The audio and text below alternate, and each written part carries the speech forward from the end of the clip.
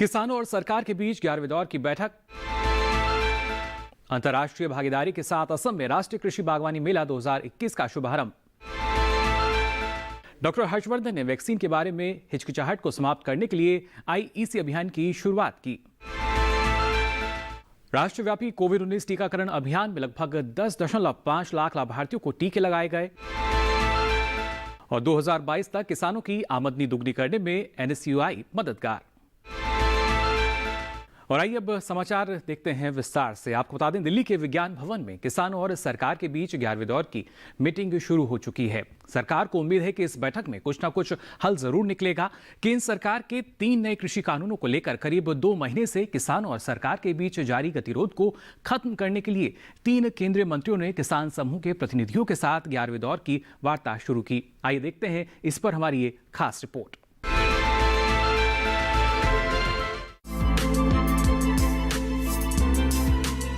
इस बैठक में कृषि मंत्री नरेंद्र सिंह तोमर, रेल और वाणिज्य एवं उद्योग मंत्री पीयूष गोयल, राज्य वाणिज्य मंत्री सोम प्रकाश एवं विभिन्न किसान संगठनों के प्रतिनिधियों के मध्य चर्चा में उपस्थित थे। पिछले चरण की वार्ता में केंद्र ने तीनों कानूनों के क्रियान्वयन को 12 से 18 महीने तक निलंबित करने तथा मुद्दों के समाधान के लिए संयुक्त समिति बनाने का प्रस्ताव दिया था। हालांकि किसान संघों ने सरकार के प्रस्ताव को ठुकरा दिया और अपनी 2 मांगों पर अड़े रहे। पहली तो ये कि तीनों कानूनों को वापस लिया जाए और दूसरी ये कि न्यूनतम समर्थन मूल्य की कानूनी गारंटी दी जाए। 10 दौर की मीटिंग में कोई सफलता न मिलने के बावजूद दोनों तरफ से बातचीत की पहल जारी रखने को सरकार और किसान दोनों पक्ष अपने लिए सकारात्मक मानते हैं।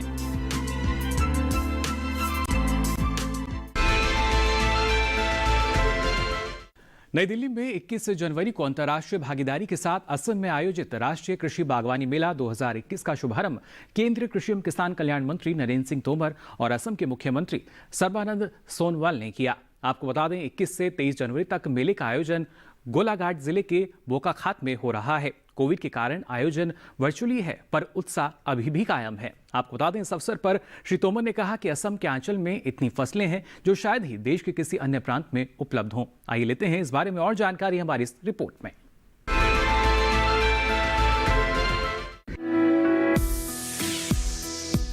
गुरुवार को अंतर्राष्ट्रीय भागीदारी के साथ असम में राष्ट्रीय कृषि बागवानी मेला 2021 का आयोजन किया गया, जिसका शुभ आरंभ केंद्रीय कृषि एवं किसान कल्याण, ग्रामीण विकास, पंचायत राज तथा खाद्य प्रसंस्करण उद्योग मंत्री श्री नरेंद्र सिंह तोमर और असम के मुख्यमंत्री श्री सर्बानंद सोनोवाल ने किया।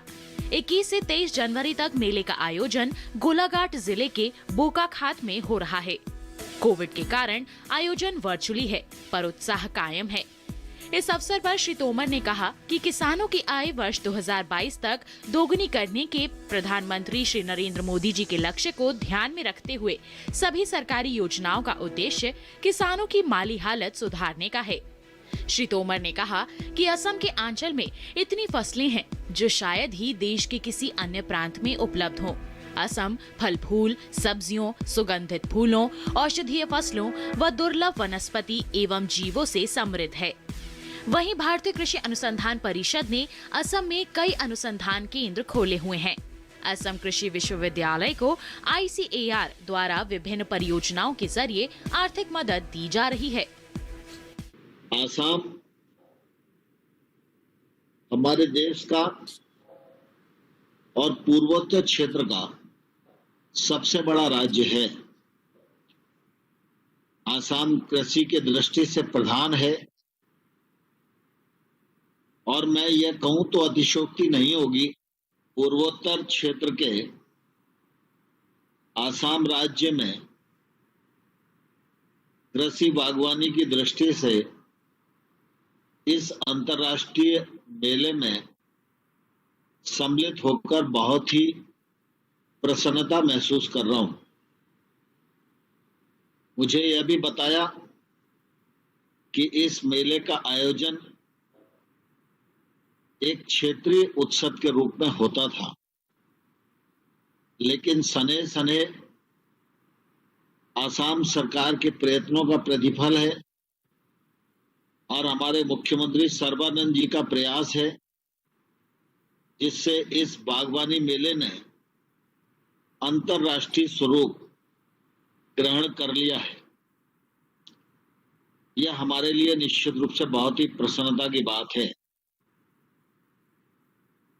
इस बार यह मेला गोलाघाट जिले में आयोजित हो रहा है।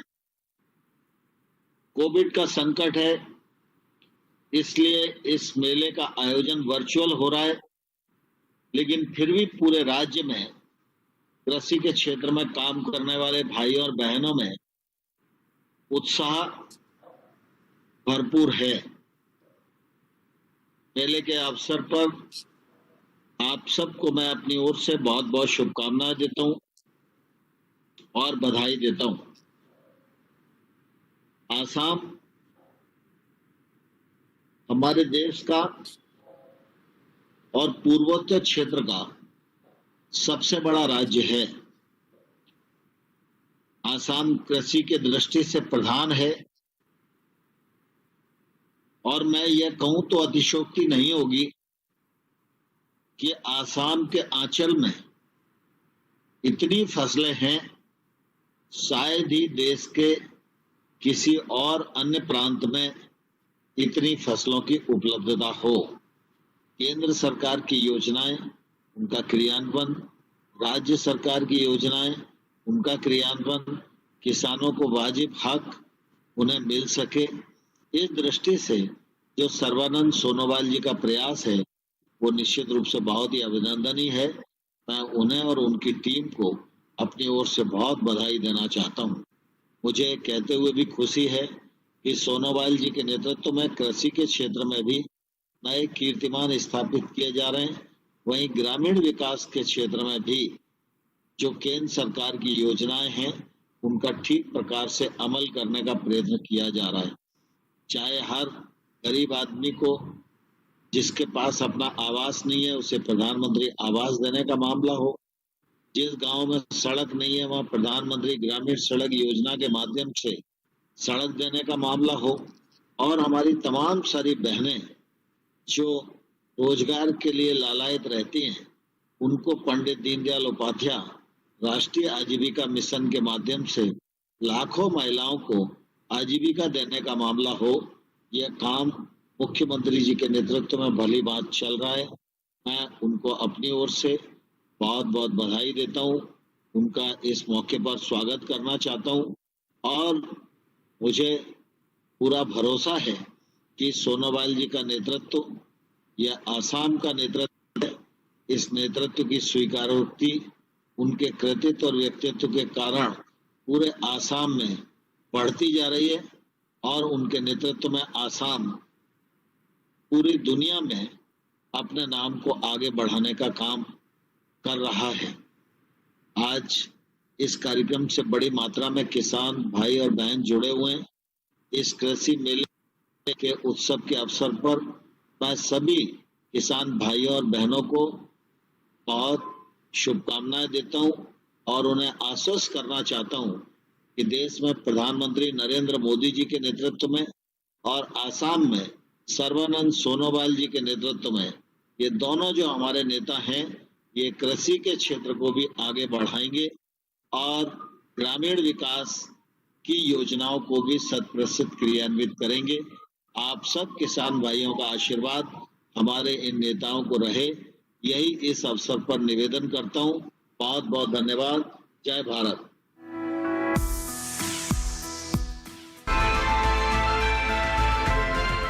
और इसी के साथ ही कार्यक्रम में वक्त हो चला एक छोटे से ब्रेक का। ब्रेक के बाद आपको बताएंगे कोविड से जुड़ी कुछ खास जानकारी। आप बने रहिए दूरदर्शन किसान पर।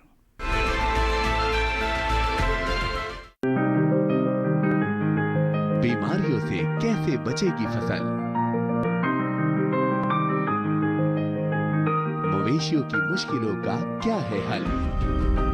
कहां से लाएं बीज, कितनी लगेगी खाद? किसानों के हर फोन का विशेषज्ञ देंगे जवाब। देखिए हेलो किसान लाइव सोमवार से शुक्रवार शाम 6 बजे।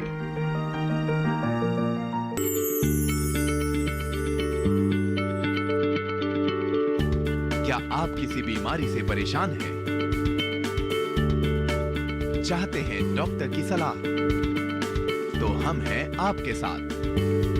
बताएंगे आपको जीने की राह, समस्याएं आपकी, समाधान देश के मशहूर विशेषज्ञों के। घर बैठे बात करें देश के जाने माने डॉक्टरों से। हमारे लाइव प्रोग्राम स्वस्थ किसान में हर शनिवार शाम 6 बजे से 7 बजे तक। ब्रेक के बाद आप सभी का एक बार फिर स्वागत हमारे इस खास कार्यक्रम में। आपको बता दें, केंद्रीय स्वास्थ्य और परिवार कल्याण मंत्री डॉक्टर हर्षवर्धन ने देश की जनसंख्या के कुछ वर्गों में वैक्सीन के बारे में हिचकिचाहट के उभरते मुद्दों के समाधान के लिए IEC पोस्टर का अनावरण किया। कोविड-19 के खिलाफ दुनिया का सबसे बड़ा टीकाकरण अभियान 16 जनवरी 2021 को माननीय प्रधानमंत्री नरेंद्र मोदी द्वारा शुरू किया गया था। 21 जनवरी को सुबह 7 बजे तक आपको बता दें 8 लाख से अधिक स्वास्थ्य कर्मचारियों को टीकाकरण किया जा चुका है। आइए इस बारे में लेते हैं और अधिक जानकारी हमारी इस खास रिपोर्ट में।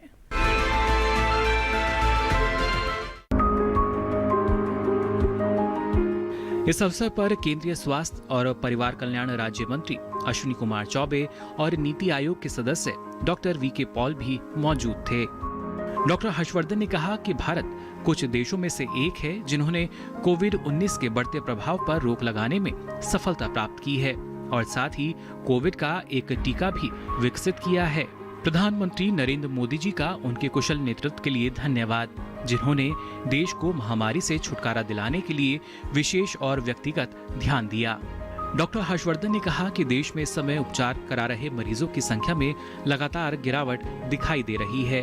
उन्होंने बताया कि लगभग 15,000 दैनिक नए कोविड रोगी सामने आए हैं। बीमारियों के उन्मूलन में टीकाकरण की भूमिका के बारे में बताते हुए डॉक्टर हर्षवर्धन ने कहा, पोलियो और चेचक के उन्मूलन को बड़े पैमाने पर टीकाकरण द्वारा संभव बनाया गया था।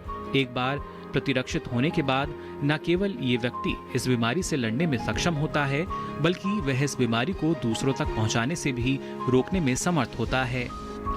मिशन इंद्रधनुष के तहत 12 बीमारियों के खिलाफ महिलाओं और बच्चों के बड़े पैमाने पर टीकाकरण का उपक्रम शुरू किया गया था।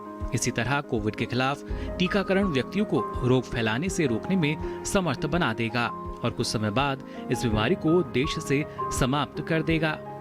उन्होंने जोर देकर कहा कि हमें इन झूठी बातों पर रोक लगानी चाहिए। उन्होंने लोगों से स्वास्थ्य मंत्रालय, पत्र और सूचना कार्यालय, PIB, सूचना और प्रसारण मंत्रालय, माई गांव वेबसाइट आदि जैसे विश्वसनीय और प्रमाणिक स्रोतों से सही जानकारी प्राप्त करने की अपील की। टीकों की सुरक्षा और प्रभावी होने के बारे में टिप्पणी करते हुए उन्होंने कहा, प्रसिद्ध अस्पतालों के सभी प्रख्यात डॉक्टरों ने वैक्सीन लगवा ली है और इसके वांछित परिणाम प्राप्त करने के लिए टीकाकरण के अभ्यास की प्रशंसा की है। देश ने वैश्विक महामारी के खिलाफ अपनी सामूहिक और साहसिक लड़ाई में महत्वपूर्ण उपलब्धि हासिल की है। आपको बता दें, 22 जनवरी को प्रातः 7 बजे तक लगभग 10.5 लाख लाभार्थियों को देशव्यापी कोविड-19 टीकाकरण अभियान के तहत टीके लग चुके हैं। पिछले 24 घंटों के दौरान 4049 सत्रों में 2,37,050 लोगों को टीके लगाए गए। आइए देखते हैं इस बारे में और अधिक जानकारी इस खास रिपोर्ट में। दिल्ली 18,844, बिहार 63,541, आंध्र प्रदेश 1,15,365, गुजरात 34,865, हरियाणा 45,893, कर्नाटक 1,38,807, केरल 35,173, मध्य प्रदेश 38,278, महाराष्ट्र 52,393, ओडिशा 1,13,623। आपको बता दें, देश में परीक्षणों की संख्या में भी लगातार बढ़ोतरी दर्ज की जा रही है। परीक्षण बुनियादी ढांचे का विस्तार होने से इस वैश्विक बीमारी के खिलाफ भारत की लड़ाई को बढ़ावा मिला है। परीक्षणों की कुल संख्या आपको बता दें 19 करोड़ से अधिक हो चुकी है। इसके साथ ही पिछले 24 घंटों के दौरान अगर बात करें तो 14,545 नए संक्रमित मामलों का पता भी चला है। वहीं रिकवरी दर की अगर बात की जाए तो ये और बेहतर होकर 96.78% हो चुकी है। आइए देखते हैं इस बारे में और अधिक जानकारी इस खास रिपोर्ट में। पिछले 24 घंटों में 8,242 नमूनों का परीक्षण किया गया, जिससे देश के कुल परीक्षणों का आंकड़ा 19,48,48,024 हो गया है। कुल संक्रमण दर 5.59% हो गई है। देश में सक्रिय मामलों की मौजूदा संख्या 1,88,688 है और 18,002 नए रोगी स्वस्थ हुए हैं। केरल में कोविड से 6,229 व्यक्ति ठीक हुए हैं, जबकि महाराष्ट्र और कर्नाटक में क्रमशः 3,980 और 815 नए मरीज ठीक हुए हैं। पिछले 24 घंटों के दौरान केरल में 6,334 नए मामले दर्ज हुए हैं, जबकि महाराष्ट्र और कर्नाटक में कल 2,886 और 674 नए मामलों का पता चला है। पिछले 24 घंटों के दौरान कोविड से 163 लोगों की मौत हुई है। 82.82% मौत के मामले 9 राज्यों और केंद्र शासित प्रदेशों से संबंधित हैं। महाराष्ट्र में कल सबसे अधिक मौत के नए मामले दर्ज हुए हैं। केरल में पिछले 24 घंटों में मौत के 21 नए मामलों का पता चला है।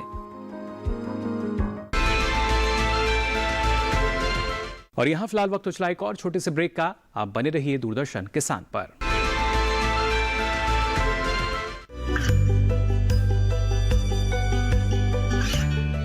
गांवों और पिछड़े क्षेत्रों में सरकारी योजनाओं की जानकारी पहुंचा।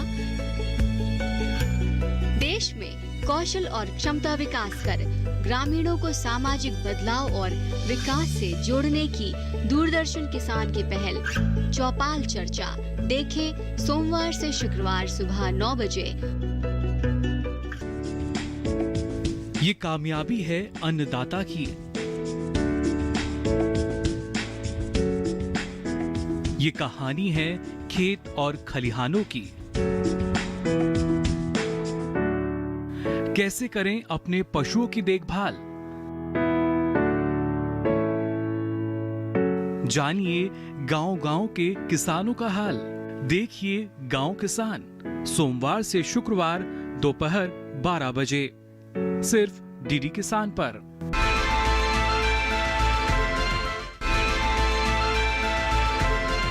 ब्रेक के बाद आप सभी का एक बार फिर स्वागत हमारे खास कार्यक्रम में। आपको बता दें, भारतीय राष्ट्रीय सहकारी संघ के कार्यकारी निदेशक डॉक्टर वीके दुबे ने डीडी किसान से विशेष बातचीत में एनसीयूआई की उपलब्धियां और इसके द्वारा संचालित प्रशिक्षण कार्यक्रम के बारे में विस्तार से जानकारी दी। क्या कुछ खास रहा इस मुलाकात के दौरान, आइए देखते हैं।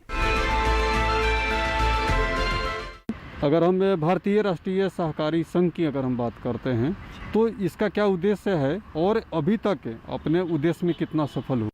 जितनी भी कोऑपरेटिव्स हैं देश में 8,54,000 उसकी शीर्ष संस्था है। और जब हम कोऑपरेटिव की बात करते हैं तो मुख्य रूप से ये कृषि विकास में लगी हुई कोऑपरेटिव्स होती हैं। ज़्यादातर कोऑपरेटिव कृषि के विकास में, किसानों को सामान देने में जिसकी आवश्यकता होती है, खाद है, बीज है, उनके इम्प्लीमेंट्स हैं या पेस्टिसाइड है, इंसेक्टिसाइड, इनको किसानों को आसानी से लोकल एरिया में क्वालिटी की चीज़ें यानी शुद्ध और सस्ते रेट पर किसानों को पहुंचाती है। और आज भी ज़्यादातर किसान इन्हीं के सदस्य हैं। लगभग 30 करोड़ सदस्य इस किसान हैं। इसका मतलब 30 करोड़ फैमिली इससे जुड़ी हुई हैं कोऑपरेटिव से। और ये सीधे सीधे सहकारिताओं से सामान सस्ता और क्वालिटी का लेते हैं और अपने कृषि के जो पैदावार होती है उसको उत्पादन करते हैं और जो भी कृषि से बेचते हैं वो भी उसकी सहकारिताएं अच्छे दाम पर खरीदती हैं।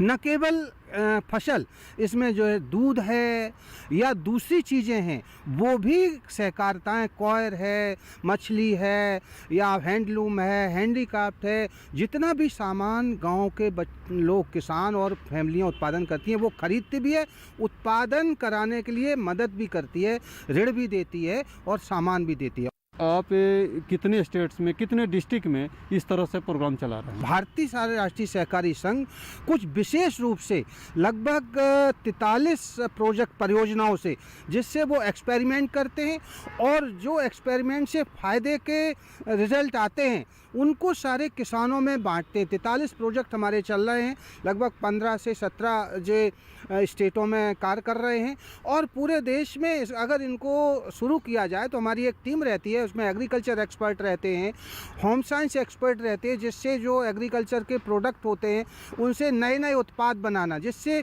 किसानों की आमदनी आय बढ़े। केवल हम पैदावार से आय ना बढ़ा करके जो पैदावार होती है उसके नए उत्पाद बनाकर पैदावार बढ़ाने के लिए जो हम नए प्रयोग करते हैं, और वो प्रयोग फिर सारे गांव में हम और सारे देश में उनको हम फैलाते हैं, तो इससे किसानों की आय बढ़ती है। सहकारिता हो तो हर गांव में मैं बताई, लेकिन विशेष रूप से इसके अलावा जो हमारी भारतीय राष्ट्रीय सहकारी संघ है वो प्रशिक्षण और ट्रेनिंग देने का काम करती है। और प्रशिक्षण हमारे हर सेक्टर में, चाहे वो मछली हो, चाहे वो खेती के उत्पादन के हो, दूध के उत्पादन के हो, या जो जितने भी सेक्टर हैं, ये कोकोनट है, जितने भी एग्रीकल्चर में काम होते हैं सभी की यहाँ पर हम विशेष रूप से उनके एम्प्लॉइयों को और उनके जो मैनेजमेंट के बोर्ड के लोग होते हैं जो डिसीजन लेते हैं उनको यहाँ प्रशिक्षण देते हैं, जिससे ज़्यादा से ज़्यादा अच्छे तरीके से सहकारिताएँ चल सकें। और हमारे जो फील्ड में लोग होते हैं वो भी इन लोगों को प्रशिक्षण देने का काम करते हैं। उनमें दोनों तरीके के प्रशिक्षण हैं, महिलाएं भी हैं, यूथ्स भी हैं, किसान भी हैं, और जो लोग अनएम्प्लॉयड हैं उनको ट्रेनिंग दे करके सोसाइटी बनाने के लिए करते हैं और सेल्फ हेल्प ग्रुप बनाने के लिए काम करते हैं। हमारे लगभग आज की डेट में करीब 70-80 हज़ार self help group Bharat NCY के द्वारा बनाए हुए कार्य कर रहे हैं और बड़ा अच्छा वो आय कर रहे हैं, चाहे वो महिलाएं हों या किसान। अभी जैसा कोविड की समय है, लगभग घर में ही लोग रह रहे हैं, अपना घर में ही व्यवसाय कर रहे हैं, बाहर आने जाने में भी थोड़ी परेशानियां हैं। सर, इसमें आप किस तरह से उसको मदद कर रहे हैं? इसके लिए भारतीय राष्ट्रीय सहकारी संघ ने कंटिन्यूस, यानी हमने फरवरी में जैसे ये शुरू हुआ, मैंने फरवरी में तैयारी कर दी, ऑनलाइन प्रशिक्षण कार्यक्रम, ऑनलाइन उनसे संवाद करना, हमारी सारी हमने सिस्टम लगाया हुआ है। हमारे अपडेट, हमारी टेक्निकल लेबोरेटरी IT की है, हमारे जो ट्रेनिंग का क्लास है उसमें भी हमने IT का डेवलपमेंट कर दिया है। तो हम वहाँ से जो क्वेश्चन आते हैं, उनके या समस्याएं आती हैं तो उनको हम करते हैं, और हमारे ट्रेनिंग तो पर डे चलती रहती है विशेष उस पर विषयों पर। उससे हमारे पूरे देश में हमारा मीडिया है उससे जाता है, और हमारे जो उस सब विषय से संबंधित जो लोग होते हैं वो उससे जुड़े रहते हैं। तो हर एक का हमने कोविड का भी असर को बहुत कम किया है। और अब आप ये ऐसे अंदाज लगा सकते हैं कि जितने लोग हम बगैर कोविड के, क्योंकि क्लासरूम और उसकी एक सीमा होती थी, और जब मैंने इस तरीके से ऑनलाइन प्रोग्राम शुरू किया, ऑनलाइन गाइडेंस शुरू की, ऑनलाइन उनको दिशा निर्देश के काम किया, तो हमारे जो पार्टिसिपेंट्स हैं उनकी संख्या लगभग 50% हमारे टारगेट से बढ़ गई। तो इसका कहीं कहीं तो नुकसान देखने को मिलता है, लेकिन कहीं हमें फ़ायदा भी हुआ। हम नई तकनीक के द्वारा सबसे पहुँचे, और किसानों को भी नई तकनीक आने लगी, वो मोबाइल से ही हमसे जुड़ गए, तो उनको आगे से भी और इसका फ़ायदा होगा। प्रधानमंत्री जी ने भी बोला है 2022 तक किसानों की आय डबल करना। सर, क्या आपको लगता है कि 2022 तक के किसानों की आय डबल हो सकता है? अगर सहकारिता के माध्यम से अगर हम इस कृषि को जोड़ें तो डबल नहीं और भी ज़्यादा हो सकती। देखिए, विचार करने की बात थी कि आज हमें जो उत्पादन होता है, अगर किसान भाई सहकारिता के माध्यम से वही गांव में ही उसको प्रोसेस नए प्रोडक्ट बनाएं और उन प्रोडक्ट को सहकारिता के माध्यम से ही बेचने की एक चेन बने, और उन जो सहकारिता का माध्यम है वो गांव-गांव में छोटे छोटे उद्योग बने, जैसे वोकल एंड जो लोकल एंड वोकल, जो प्रधानमंत्री का विजन छोटा नहीं था और विजन को हमने उसको उपयोग किया। हम छोटे छोटे उद्योग लगा के सहकारिता के माध्यम से हर गांव में, जिस गांव में जो ज़्यादा पैदावार होती हो, सहकारिता के माध्यम से ग्रुप इकट्ठा करके उनको वहां उत्पादन कराने का प्रयास कर रहे हैं। और जो हमारे एक्सपेरिमेंट हुए हैं, आप दूने की बात कर रहे हैं, हम कह रहे हैं दूने से ज़्यादा, तो दूने के लगभग तो हमारा उनका आय हो चुकी, जो फैमिलियाँ सहकारिता के माध्यम से इस तरीके से छोटे छोटे उद्योग गाँव में लगा के काम कर रहे हैं। तो सहकारिता एक माध्यम बहुत बड़ा है। इसके अलावा अब आप देखिए कि जोत जो है छोटी होती जा रही है। किसान अपने बल पर वैज्ञानिक खेती और नए इम्प्लीमेंट्स को नहीं कर सकता। अगर हम दो लोग सोच रहे हैं कि एक तो कारपोरेट फार्मिंग हो और एक कोऑपरेटिव फार्मिंग हो, जॉइंट कोऑपरेटिव फार्मिंग, ये हमारा बहुत बड़ा विचार है। मैं आपको बता रहा हूँ, सरकार इस पर ध्यान दे कि कोऑपरेटिव जॉइंट फार्मिंग यहाँ सफल होगी। भारत में हमारा कल्चर ऐसा है, हमारे किसान की आत्मा खेती से जुड़ी होती है, तो वो इस तरीके से खेती को जल्दी में से अलग नहीं हो सकते। तो कोऑपरेटिव फार्मिंग करके सभी लोग अपनी खेती को पूल करें और सभी लोग मिलकर के सहकारिता के माध्यम से अच्छे इम्प्लीमेंट्स लें, अच्छा एक्सपर्ट वहाँ पर हायर करें जो रोज़ उनके एग्रीकल्चर एक्सपर्ट की तकनीक वैज्ञानिक खेती करवाए, अच्छी जो है जो हमारी खाद या बीज का प्रबंध है वो सब इकट्ठा करें, मार्केटिंग एक साथ हो, उसका खर्च बचे ट्रांसपोर्टेशन का, स्टोरेज एक साथ हो, सॉइल टेस्टिंग एक साथ हो, प्रोसेसिंग यूनिट वहीं पर हो, तो ये दूने का सपना भी होगा और भारत के लिए एक बहुत बड़ा वरदान होगा अगर कोऑपरेटिव जॉइंट फार्मिंग अगर यहाँ पर शुरू की जाए। जैसे आपने बताया कि इसको मिल करके करने की आवश्यकता है, सारे काम मिल करके करने की आवश्यकता है, और जो एफपीओ है सर, इसका भी यही मकसद है। तो क्या आपका जो सहकारी संघ है और एफपीओ है, क्या इसका कुछ मिल करके काम करने का भविष्य में कोई विचार है? हाँ, देखिए, सरकार ने एफपीओ को 2-3 एक्ट में रजिस्टर्ड करने के लिए बात उन्होंने की है। तो कुछ एफपीओ कोऑपरेटिव एक्ट में रजिस्टर्ड होते हैं, कुछ एफपीओ कंपनी एक्ट में रजिस्टर्ड होते हैं और कुछ एफपीओ एक सोसाइटी एक्ट 1860 होता है उसमें रजिस्टर्ड होते हैं। लेकिन सबका उद्देश्य, जब हम मुख्य तत्व पे आते हैं कि सब मिलके सहकार के भावना से एक दूसरे के साथ मिलकर के हम काम करें और उसी काम को जो हम उत्पादन करते हैं उसकी एक छोटी सी कोई यूनिट लगाएं जिससे उत्पादन को और अच्छा मूल्य मिल सके। मूल्य संवर्धन का काम होता है। तो आज के लिए इस खास कार्यक्रम में बस इतना ही। दीजिए इजाजत, नमस्कार।